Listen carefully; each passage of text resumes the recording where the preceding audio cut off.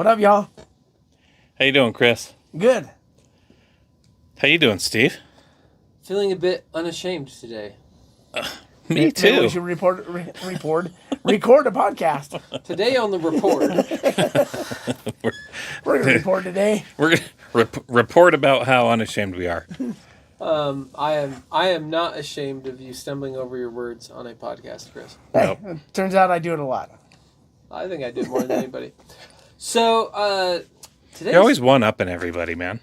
today's topic, James is mad that we didn't talk about this beforehand. We didn't need to. Stereotypes in recovery. Stereotypes in recovery or stereotypes about Sexual addiction. Addiction recovery. Stereotypes about sexual addiction. Yeah. Yeah. We'll narrow it. There we go. I mean, there's a whole addiction world we can do the stereotypes. But about sexual addiction recovery, do you think there are any? Why no? Yeah. Tell me about the laughter, gentlemen. Man, I used to have them. My dad was an alcoholic, so yeah. So stereotypes about addiction for me was like addiction is like. I compared it to my dad, so I just thought, oh, well, everybody that's an addict is basically non-functional, can't hold down a job, a spouse, a family, it just completely destroys you. That was a stereotype I had about addiction. And the stereotype that I had about sexual addiction was don't let anybody know because it's the worst thing that you can be doing. Because alcoholic, it's accepted. Drug addiction, it's accepted.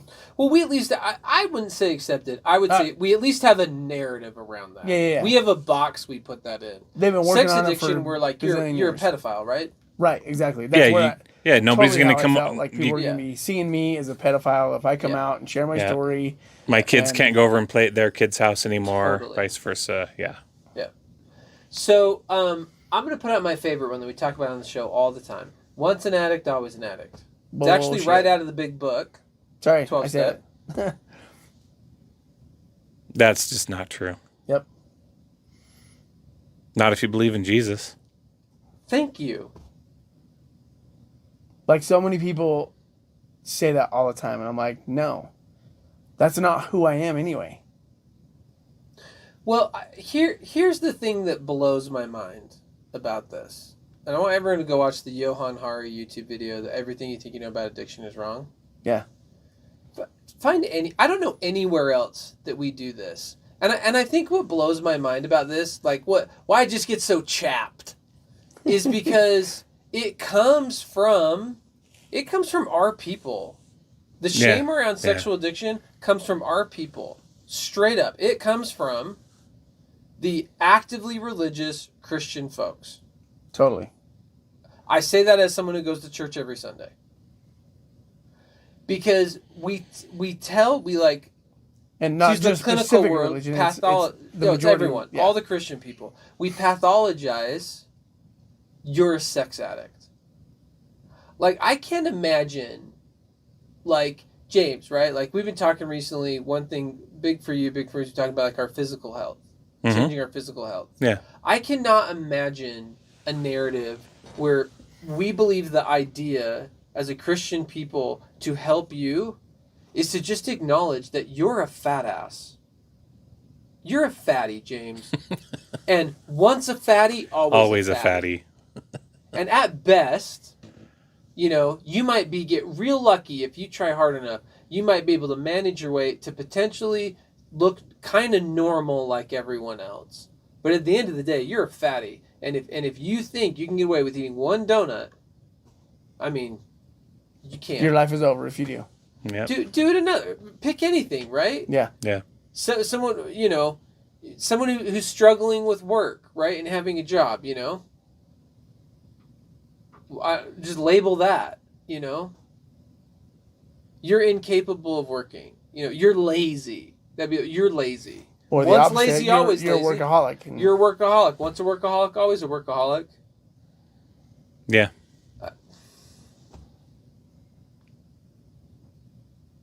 I don't get it. I never got it. This is why the 12-step people, some of the 12-step people don't like me. Well, yeah. Because that's their bag. That's their gospel. and we don't believe in it. We don't believe in the once an addict, always an addict. I believe in Jesus, and I believe that Jesus heals. And that when Jesus heals, it's done. When he healed the leper was cleansed, he was healed. Which means that he is no longer a leper. Right. It's something that he had, something that he dealt with, and it's just like a sexual addiction. It's something that we deal with. Okay, yes, but I want to turn the tables on this. Okay. You, when we recorded your story, I could take you in my basement, sitting there with you and Christy when you said it, that the label of addict was helpful to you. It was. You found hope in it. Yeah, I can. So sure, I can tell you why. Debunked. James Wilhite believes in calling people an addict. That's going to be like our headliner of the YouTube. Sure, totally. That's our clickbait line. Yeah, because my concept of an addict was my alcoholic father. And so when I was struggling with sexual compulsion, and it came up every 3 months, but I was highly functional, had frankly a quite great relationship with my spouse still, good relationship with my kids, had a great job, like had all of these things going for me. I was like, that doesn't look like my dad. That doesn't look like an alcoholic. Yep. And so for me, when the reason that the word addict was helpful for me was because I knew there were places addicts could go to get help. Whereas before, I thought that there was nowhere to get help. But when that was proposed to me that maybe you have an addiction, I was like, oh. Then that pointed me toward a place of like, there's a place I can at least try to get some help somewhere. And then moving into that place, trying to try on the word of like, yeah, I'm an addict, which frankly actually never totally resonated with me. But, part of me thought it was just because of the dissonance of like, seeing my dad and then my own experience. Sure. But now even more over time, it's like, I'll still call it a compulsive behavior, not an addiction. See, when I heard that, when somebody, I was meeting with a therapist and they're like, you might have a sexual addiction. And it was heartbreaking for me at first. Yeah, because then I'm like, yeah. I'm an addict. And that means I'm like my dad. And I never, ever wanted to be like my dad. The demons he dealt with and the struggles that he had, and he was a sex addict too, and I was like, great, my whole life is going to be ruined because of this, because I'm now an addict. Mm-hmm. Mm-hmm. And I think that's a more common experience. Mm-hmm. That it creates a sense for a lot of people. I think it creates a lot of more shame and a lot of hopelessness. Because then they believe that narrative that you're talking about, that like, great, I'm going to have to do this for the rest of my life. So, looking over my shoulder, wondering when it's going to come up and grab me next. Well, and I think this is where, when you enter a healing space with that kind of labeling, I think that's where the recovery community's gone off the rails. Particularly in, you don't ever heal. We've talked about that. I manage this for the rest of my life. I'm just this sexual monkey, that just is, all the toxic masculinity is true. So we're just going to try and make sure I don't hurt anybody with it, right? Which, again, I don't know how you believe in Jesus and have that narrative of how he created us in his image, right? But then I also think there's this stereotype of there's good guys and bad guys. And as the first place I worked doing therapy, they did men's group, women's group, sexual addiction, betrayal trauma.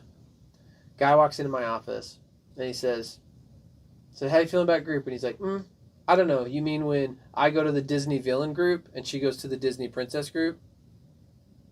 Ooh. And I was like, oof, right? And there's some truth to that because I felt that, and that was some of the things, frankly, that I think were most harming to mine and Kayla's recovery, is she got handed a narrative of there's nothing wrong with you. You're the victim in this scenario. And, dude, you're a pedophile. And there's no room around those two stereotypes. There is an entire spectrum of men. I have met men that don't give two craps about changing recovery, doing anything about it, seeing or healing anyone's feelings. Everyone would label him a narcissist or whatever, and I'm like, that guy is checked out, numbed out, does not give a crap. To all the way to this tender guy who tells me he's looking at porn. He doesn't even look at hardcore porn. It's just, and it's like so... Or things that are not even considered porn. Yeah, that most people would be like, oh, you're considering that a porn addiction? Right? And they're so tender, and they feel so terrible about it, and they're so open. There is a whole spectrum of people there. And we just put them all the way on this end of you're all pedophiles and looking at child porn. And I personally have beef about that because I was on this other end. I never got caught. I came forward because I wanted to. Right. Because I wanted to change. Yeah, I was never hitting on minors. I was never saying, oh, what could I get away with? Oh, this is, let me see if I can, let me see what I can, eat my cake. Like, I did not have that in me. I just didn't know how to regulate. Like, I just didn't know how to do it, right? And then I think we have the same problem on the betrayal trauma side, that it's like, there's one stance. You were a complete victim. Everything bad that has happened in your life is because your partner has addiction, and that's it. Where there's a whole spectrum of that. Totally. Just like on the addicts. I mean, I won't waste the time outlining that, but I think do you agree with that? Mm-hmm. And I think there's just tragedy after tragedy of people not being heard and seen in their recovery because they fit somewhere different on the spectrum than the labels. Like spouses, just what we see a lot of is I now just know that my husband is an addict, and that's all I see. And I'm not willing to see him as an addict, so I'm out of here. Yeah. Well, and then on the other end of that is you kind of get, the person that's struggling with the compulsive behavior or addiction. They'll just be like, well, I'm an addict. There's going to be this sort of utilizing that as an excuse to avoid accountability, to avoid choice, and owning that they can actually choose. Because it's like, well, I can't choose. I'm an addict. Totally. Right? Thank you, Stereotype, for making people believe they have no power and don't have a choice. But do you think people have to go through that phase of I am an addict before they can actually be like, that's not really who I am? Well, no, I think it's the shift of an addiction is something you struggle with. That's like saying, I am COVID. I am cancer. Yeah. We would never say that to someone. My dad's in the hospital right now. They don't walk in. The neurosurgeon doesn't walk in and say, you are tumor. You are cancer. Right. No, you are Greg, who is struggling with this diagnosis. I don't get why it has to be, why it all of a sudden is different now. You are the thing. Right. And I think that's where everybody goes wrong. Yeah. 100%. Yeah.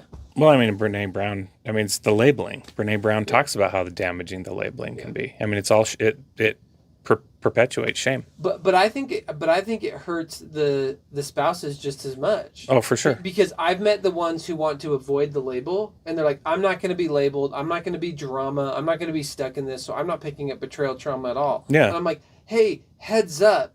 You're telling me this guy had 3 affairs in the last year, and he's not sorry and doesn't care and isn't even ending the current one he's in. Nope. I think you should embrace some of your victimhood here. Go ahead and put yourself on the spectrum of betrayal trauma. I think you should do the empowered boundaries, kick him out of the house. You might be getting divorced. Power up. Grab some Oprah books and let's go. Sure. I mean that scenario would just be avoidance, right? It's still avoiding choice and accountability. They don't want to be the label. Sure. Because they're like, if the label is I'm this, woman whose entire life is defined by this, and I have no power anymore, right? Like, I would Yeah. avoid that label too. It's why people avoid some recovery stuff. I don't want Sure. the label. I don't want to take on the label of victim. Right, and then Yeah. and then you meet the people who are stuck in the label, right? And we've all met that woman. Autumn was telling me about when she met at a fireside, you know, and she was just this is like here, and she's like, she is just stuck in the label, in the victimhood of I'm a betrayed spouse, I'm traumatized, and there's nothing. It's just bigger than me because it's a late. You are that. Well, I think, and Autumn had to deal with that a lot when she was going to recovery programs, that like the 12-step for family, for friends and family, and when she was in there, she was like, "This shouldn't be a man bashing thing." Oh, yeah. It is. She's like, "No, that's not what we're here for. We're here to help us understand, who we are, dealing with all the things that we're dealing with, and how to deal with that, how to manage it." And so many of those men, some of those women would get so wrapped up in that and be like, "Oh, that is absolutely who I am in the betrayal trauma," and absolutely became who they were. Totally. So taking this right down the line, then why do we enjoy the labels? Why do we want them? Why do we accept them? So we just spend this entire time being like, labels are dumb, and anyone labeling anyone's dumb, and the labels are dumb. I think it gives us an easy way out. Something to attach to. Tell me what you mean. I think you and I are barking up the same tree. Yeah. When I don't have to, I can attach to that and just go with that easy route rather than have to face more difficult internal questions and like really make a choice. The hard choice that I might not want to make, or take the accountability that I don't want to take accountability for, or. That's where I'm going. And the way I would label that is, I think accepting a label allows me, in the drama triangle, to use Cartman's stuff, it allows me to take the victim position. That too, sure. Yeah. No matter the label. That's what I hear you saying. No matter the label. Because if I'm an addict, I get to blame the fact that I'm an addict. Sure. Right. I'm not going to be because I'm an not addict. going to be accountable for the fact that I'm still looking at porn 8 years later, and I run Unashamed and Afraid. I mean, this is me. Sure. Just 2 years ago, right? I don't have to take, because I'm an addict, so of course I would still be struggling with this. Right. That's what I mean. You don't have to have choice and accountability about something. You get to just blame it on something. You get to be the victim of something. You get to just, well, this is the circumstance. Yeah. Well, Take it or leave it. Is what it is. Right. That's So with for that, sure. with that newfound knowing we have, bottom line, brass tacks, time to live unashamed, put our money where our mouth is. What label are we currently accepting in our lives right now because it's easy? Don't tell me we're not doing it. 100% we know we are. You're doing it, I'm doing it. Jaren's sitting over at my camera, Jane, we're all doing it. The label of unashamed, unafraid. For you, you're saying this is the one for you. Why is that? Because it's something to stand behind. Where is that putting you so you don't have to make hard decisions and use your agency and move? What? Sorry. He missed you. Yeah. He missed your question. Rephrase it. What's the label that you're hiding behind? The one that's making it so you don't have to make a choice and be accountable. You used to hide behind addict, which you don't anymore. Yeah. You're like Right. a bajillion years sober. What's the one that you are What's the one hiding you're behind? currently struggling with now? Don't tell me you don't have one. The label that you're struggling to put down. I don't know. I haven't thought about it. Well, you're going to think about it right now. You ready? Yeah. We talked about it today. That my story has no impact. So, the label would just be, or the shame narrative or whatever, is that, ultimately, if you boil that whole thing down, it goes down to the shame message of not enough. That's the label. And thus not having to do something about it. Right. Because if not enough, then I don't have to go out there and speak. And or run that that conference or whatever. Yeah, and I think for me, the label that I find myself hiding behind a lot right now, is I think we have so many different things going on between accepted and warrior heart and unashamed, that I think the label, and I feel it right now coming up, is that I'm busy. Yeah, I can relate to that one. And I justify it because look at what we're doing. And I just think about it. So I just did this yesterday. I pulled the victim, and in fact, I'm now in a place where I'm aware that I need to make repair. No, this week. When was it? Whatever. This last weekend. Kayla's like, "Will you please be on time to this?" And I'm like, "Oh, it was my mom's birthday dinner. Will you please be on time?" It was Wednesday. "Will you please be on time?" And I'm like, "Yes." I'm late. I'm 20 minutes late walking out of my office. Kayla's pissed. And the card I pull, I'm busy. I'm busy because this is important, because I was just talking to someone whose son is suicidal.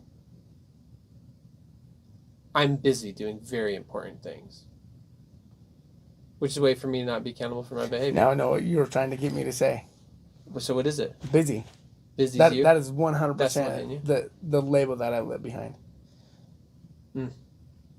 Well, we have a conversation. You do too.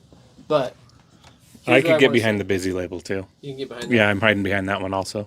So here's what I want to say. Probably 5 others. Live unashamed. What's the label you're hiding behind? Reach out to us. Let us know. And what I invite you to do is not even do anything about it. I invite you to be the live unashamed. Just own it. Just own it. That you're still doing it. And what label that is you're hiding behind now. And until we're able to get together again, continue to be unashamed.